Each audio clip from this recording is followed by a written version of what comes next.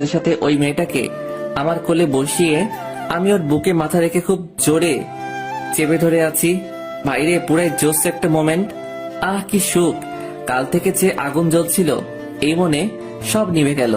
আমি মেয়েটার বুকের মাঝেই একটা দীর্ঘশ্বাস ফেলে উফ, এই অক্সিজেনটাকে পার্মানেন্ট হিসেবে পেতে চাই।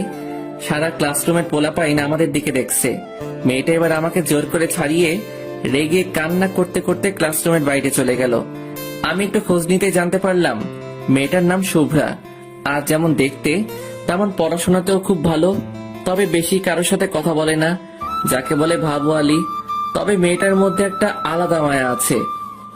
ও যখন আমার দিকে তাকিয়েছিল আমি ওর দুই চোখের মায়াতে হারিয়ে গিয়ে কিছুক্ষণ ওকে নিয়ে আমার কল্পনার দেশে পাড়ি দিয়েছিলাম। আমি এখন ক্যান্টিনে দাঁড়িয়ে দাঁড়িয়ে ফোন গুতাচ্ছি। ঠিক তখনই শুভ্রা পিছন থেকে এসে আমায় মন মতো আমার পিঠে কিল ঘুষি দিয়ে রাগি লুক দিয়ে জিভ বের করে একটা আঙ্গুল দেখিয়ে তোর গলা আমি ফেটে ফেলবো। এটা বলে চলে যাচ্ছে। আমি সাথে সাথে আমার দু চোখে হাত দিয়ে চিৎকার করে আসেন এখনই। আমি চোখ বন্ধ করলাম। তবে একটা কথা, আমায় মারার আগে আমার শেষ ইচ্ছা থাকবে আপনার কিউট ভয়েসে একটা ভালোবাসি কথাটা শোনার।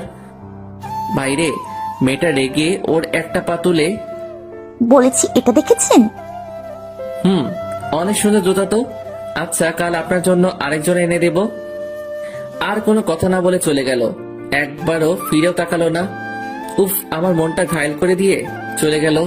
এই কিছু সময়ের মধ্যে বুকের বাম পাশটা খুব চিনচিন করছে।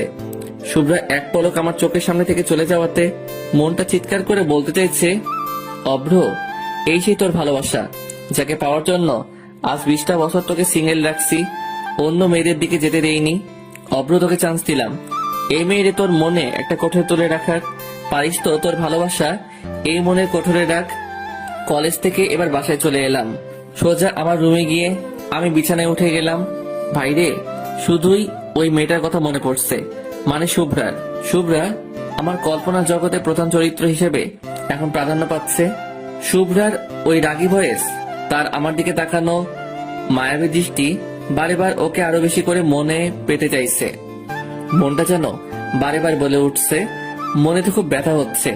এই ব্যথার মেডিসিন শুধুমাত্র শুভ্রার এতটুকু ভয়েস। আমি বালিশে মুখ গুজে শুভ্রার খেয়ালে হারিয়ে গেলাম।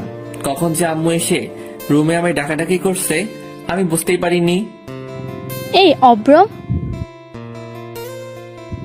অব্র, শুনতে পাচ্ছিস না? এই অব্র, কানে কথা যায় না নাকি রে?